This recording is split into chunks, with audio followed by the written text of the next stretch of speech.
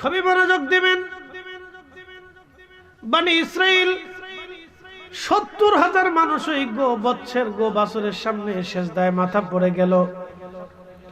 মুসা নবী আলাইহিস সালাম তুর পাহাড় থেকে আল্লাহর সাথে কালাম করে ৪০ দিন পরে এসে দেখলো, হায় হায়, মানুষেরা গো বাছুরের সামনে মাথা নত করে সেজদায় পড়ে গেছে।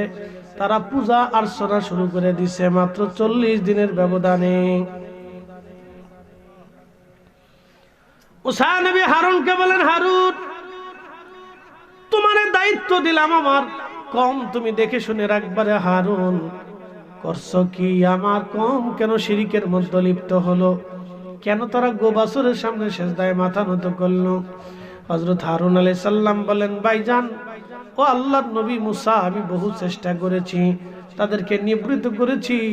এই সামিরি জাদুকর, সে হযরত জিবরাইল আলাইহিস সালামের পায়ের ঘোড়ার নিচে যেই মাটি ছিল, এই মাটিগুলি এনে সেই স্বর্ণ নির্মিত বাছুরের ভিতরে ঢুকাই দিয়েছে। এটা হাম্বা হাম্বা শুরু করার কারণে সে বলেছে, এই বাছুরের ভিতরে নাকি ক্ষুধা এসে গেছে, ক্ষুধা আপনারে ভুলে গেছে, এখন এই বাছুরের কাছে ক্ষুধা চলে আসছে। ৭০,০০০ মানুষ সেজদার মধ্যে পড়ে গেল। মুসা আলাইহিস সালাম এসে তাদেরকে বুঝাইলেন, তারা ভুল বুঝলো। হায় হায় সর্বনাশ, আমাদেরকে এত বড় ধোঁকা দিয়েছে, এখন তওবা করার উপায় কি? ক্ষমা পাওয়ার রাস্তা কি? মুসা নবী আল্লাহকে বলেন, আল্লাহ, ক্ষমা কি করে তারা পাবে? আল্লাহ বলেন, তাদের শাস্তি হলো তারা এই ৭০,০০০ মানুষ একজন আর একজনকে হত্যা করবে এবং তওবা করবে। দেখছেন তওবা কত কঠিন ছিল। আর এখন আপনি হাত তুলে মোনাজাত করে কান্দে দেওয়ার সাথে আল্লাহ মাফ করে দিবেন। সুবহানাল্লাহ বললেন না আপনারা? আপনি হাত তুলে চোখের পানি সারার সাথে মাফ করে দিবে কে? আর তখন তওবা করতে হলে এই কঠিন গুনার তওবা, একটা আরেকজনকে ছুরি মারবে পেটের ভিতরে। ৭০,০০০ মানুষ একজন আর একজনকে ছুরিকাঘাত করলো, তওবা করলো, তওবা করার পরে ছুরিকাঘাত করলো। তাদের শাস্তি হলো ছুরিকাঘাত করবে একজন আর একজনকে, ছুরির আঘাত করে। এইভাবে ৭০,০০০ মানুষ মারা গেল, তওবা করলো। আল্লাহ তাদের তওবা কবুল করলেন, তারা মারা গেলেন, তারা জান্নাতে চলে গেলেন, আল্লাহ তাদেরকে মাফ করে দিল। কিন্তু এই উম্মতের ব্যাপারে আল্লাহ কি বললেন? এই কোরআনে রব্বুল আলামিন বললেন, কুল ইয়া ইবাদিয়াল্লাযীনা আসরাফু আলা আনফুসিহিম লা তাকনাতু মির রাহমাতিল্লাহ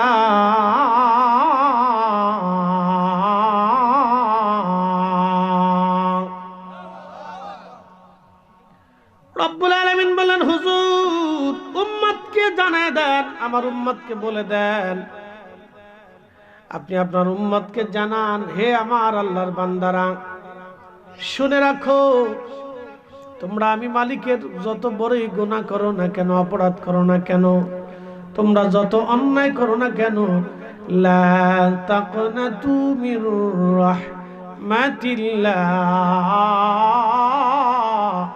আমার রহমত থেকে তোমরা নিরাশ হইও না। একবার জোরে বলা যাবে কি? মারহাবা। তওবা করো না রে মন, তওবা করো না।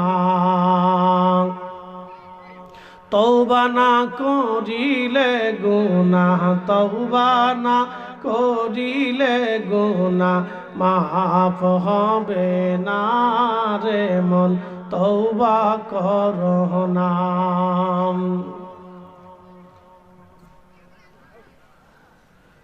নসুহা তওবা করিল, জঙ্গলেতে চলে গেল, আল্লাহর পিয়ারা হইল, আল্লাহর পিয়ারা হইল, ভেবে দেখো না রে মন, তওবা করো না রে মন, তওবা করো না।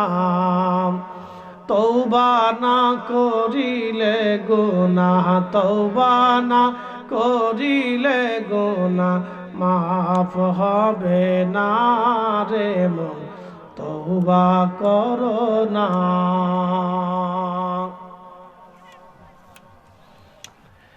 আল্লাহ ডাক দিলেন হাবিব উম্মতকে বলেন,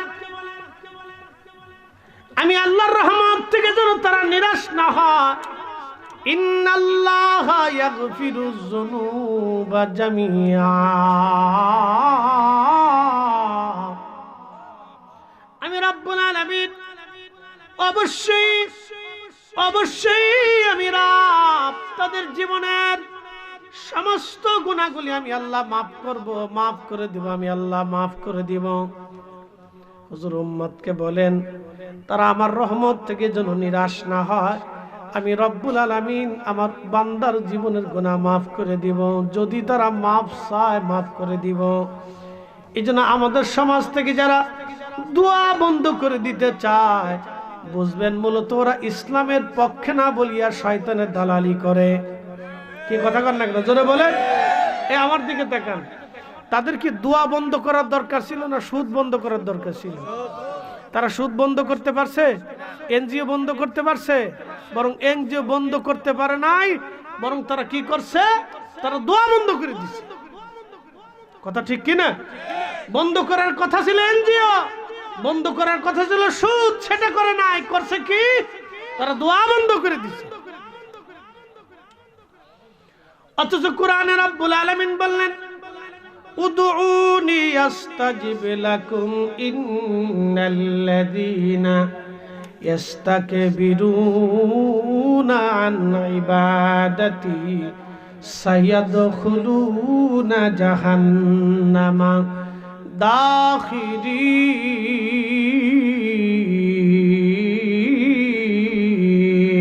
দাখিরিন। রব্বুল আলামিন বললেন, হে বান্দা তুমি আমার কাছে চাও, আমি আল্লাহ তোমাকে দেব। তুমি আমার কাছে চাও, আমি আল্লাহ তোমাকে দেব।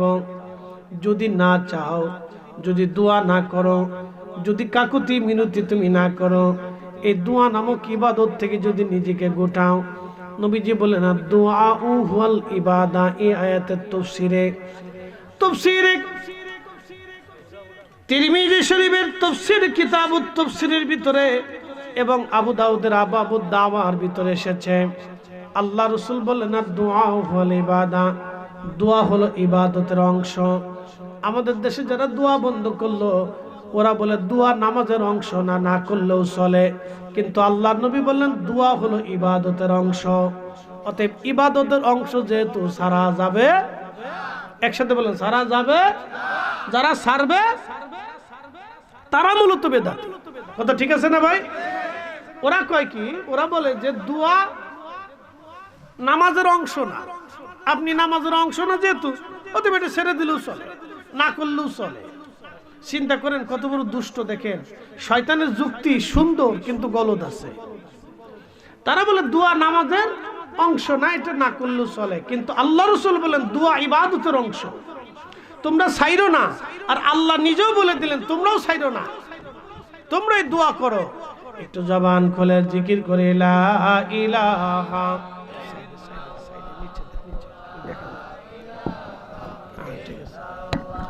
ও লা ইলাহা ইল্লাল্লাহ, লা ইলাহা ইল্লাল্লাহ, হাসবি রাব্বি জাল্লাল্লাহ, মা ফি কলবি গায়রুল্লাহ, নূর মুহাম্মদ সাল্লাল্লাহ, বলি নূর মুহাম্মদ, পড়ি লা ইলাহা ইল্লাল্লাহ, লা ইলাহা, ও লা ইলাহা, লা ইলাহা ইল্লাল্লাহু মুহাম্মাদুর রাসূলুল্লাহ সাল্লাল্লাহু আলাইহি ওয়াসাল্লাম। যারা বলে দোয়া নামাজের অংশ না, আল্লাহর নবী বললেন দোয়া ইবাদতের অংশ। আর আল্লাহ বলে দিলেন উদউনি আস্তাজিব লাকুম, তোমরা আমার কাছে চাও, আমি আল্লাহ তোমাদেরকে দেব। দেখেন, আপনি যদি মার কাছে সকালে 10 টাকা চান, মা দেবে, দুপুরে চাইলেও দেবে, রাতে চাইলেও হয়তো দেবে, তারপরের দিন চাইলেও হয়তো দেবে, তারপরের দিন চাইলেও হয়তো দেবে, কিন্তু চতুর্থ দিন মা আর দেবে না, ধমক দেবে। কথা ঠিক আছে না?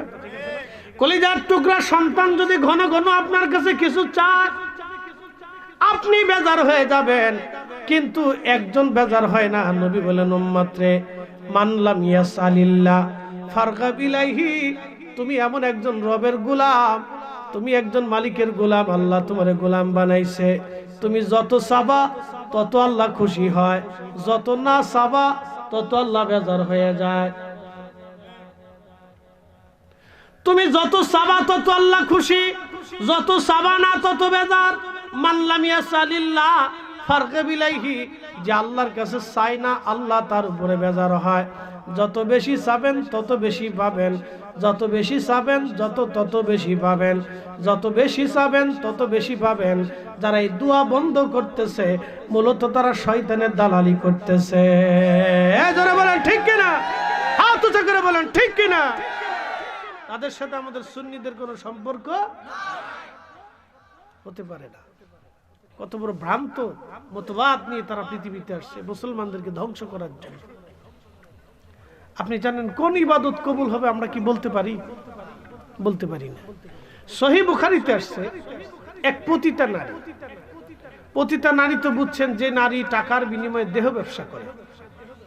আপনাদেরকে যদি বলি, বাবাজি একটা মেয়ে আছে খুব পরমা সুন্দরী, চমৎকার সুন্দর, সে ব্যবহারও সুন্দর, এই কথাবার্তাও সুন্দর, লেখাপড়াও সুন্দর, চেহারাও সুন্দর, বংশও সুন্দর, বলে মেয়ে কি করে? বলে মেয়ে টাকার বিনিময়ে দেহ ব্যবসা করে। কোন বাবা কি তার ছেলের জন্য এই মেয়ে ঘরে বিয়ে করাতে আনবে? কেউ আনবে না, কেউ আনবে না। যেই বেটা মদ খায়, পতিতার ব্যবসা করে, সেও কবে না আমার ছেলের জন্য আমি এই মেয়ে আনবো না। যে বেটা নিজে পতিতার ব্যবসা করে, সেও আনবে না। তাহলে পতিতা নারীরা সমাজের নিকৃষ্ট লোক, এটা আমরা ধরে নেই, কিন্তু এই সমাজ তাদেরকে পতিতা বানাইছে, এটা কিন্তু মানতে হবে। এই রাষ্ট্র তাদেরকে পতিতা বানাইছে। বলে হুজুর কারণ রাষ্ট্র যদি ইচ্ছা করতে আমরা পতিতা নিবৃত্ত করে, তাদের কর্মসংস্থান করে, তাদের একটা সুন্দর জীবনের ব্যবস্থা করে দেব, রাষ্ট্র পারত, কিন্তু রাষ্ট্র করে না। এই সমাজ যদি ইচ্ছা করতো যে আমরা পতিতা হতে দেব না, এই ছোট ছোট বাচ্চা যেগুলি মেয়েরা অপহরণ হয়, এই মেয়েদেরকে তারা এইগুলি ব্যবহার করে। কোন কোন মেয়েরা টাকার জন্য এই কুপথে অপথে তারা চলে যায়, কোন মেয়েরা বাড়ি থেকে বিচ্ছিন্ন হয়ে যাইয়া এই সমস্ত খারাপ মানুষের নজরে পড়িয়া বাধ্য হইয়া তারা পতিতার বৃত্তি কারণ করে। আল্লাহ তাদেরকে হেফাজত করুক। এই সমাজ তাদেরকে পতিতা বানাইছে। এই রাষ্ট্র ইচ্ছা করলে পতিতা বৃত্তি বন্ধ করে দিতে পারে, কিন্তু রাষ্ট্র করবে না। প্রিয় উপস্থিতি, মনোযোগ দিবেন। পতিতা নারী কাস্টমারের জন্য রাস্তার পাশে দাঁড়ানো। আরবের অবস্থা তো জানেন, প্রচন্ড গরম পড়লে এতটাই শুষ্ক আবহাওয়া, গরম শুধু গরম না, আবহাওয়াটা এত শুষ্ক, আপনার নাক দিয়ে জবান দিয়ে যখন আবহাওয়া আপনি শুষ্কটা টানবেন, নিঃশ্বাস যখন নিবেন, তখন এই নিঃশ্বাসের সাথে সাথে আপনার কলিজা পর্যন্ত শুকায় যাবে, জিহ্বা শুকায় যাবে, জিহ্বা শুকায় যাবে। আমি আগে বুঝতাম না, আমি এবছর হজে যাওয়ার পরে বুঝছি, বাপরে বাপ কি কঠিন রুক্ষ আবহাওয়া। আরাফা থেকে যখন হাইটে মুজদালিফায় আসলাম, তখন বুঝছি জ্বালাকারে কয়। একটার পর একটা পানি পান করছি, তারপর কলিজা শুকাই যায়। মুজদালিফা থেকে মিনা প্রান্তরে হাইটিয়া জমারাতে আসছি, এই হাঁটা শুরু হইল, 30 কিলোমিটার হাঁটছি। আরাফা থেকে মুজদালিফা, মুজদালিফা থেকে মিনা হয়ে জমারা, শয়তানরে পাথর মেরে হাঁটতে হাঁটতে হেরেমে আসছি। হেরেমে আইসে তাওয়াফ করছি, তাওয়াফ করার পরে সাই করছি, সাই করিয়া হোটেলে আসার আগে হাগে হালাল হয়েছি,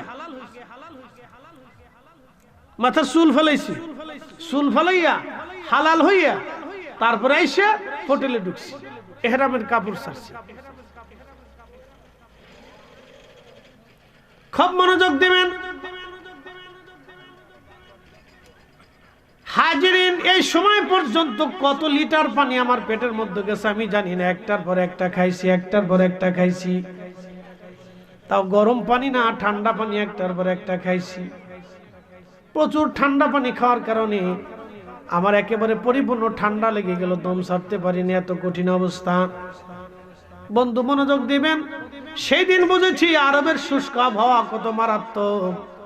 কুকুর পানির তৃষ্ণায় হাঁপাইতেছে, জিহ্বা বের করে হাঁপায় হাঁপায় যাচ্ছে। পানির জন্য কুকুরটা পাগল পারা হয়ে গেছে। পতিতা নারীর মনে মায়া লাগলো, আরে একটা আল্লাহ সৃষ্টি কুকুর আজকে পানির তৃষ্ণায় মারা যাবে, তা হতে পারে না। এই পতিতা নারী তার পায়ের মোজা খুললো, মোজাটা চামড়া দিয়ে বানানো ছিল।